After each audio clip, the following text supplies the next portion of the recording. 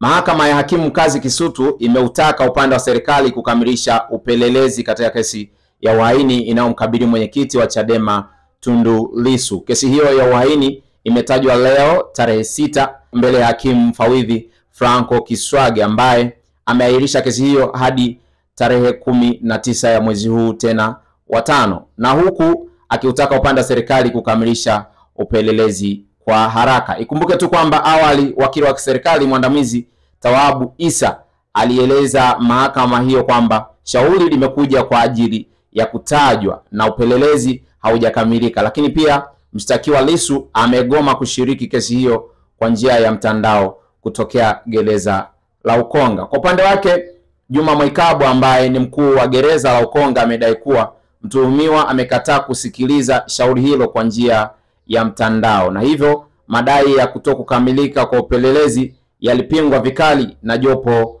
la mawakili wa utetezi wakiongozwa na Mpale Mpoki.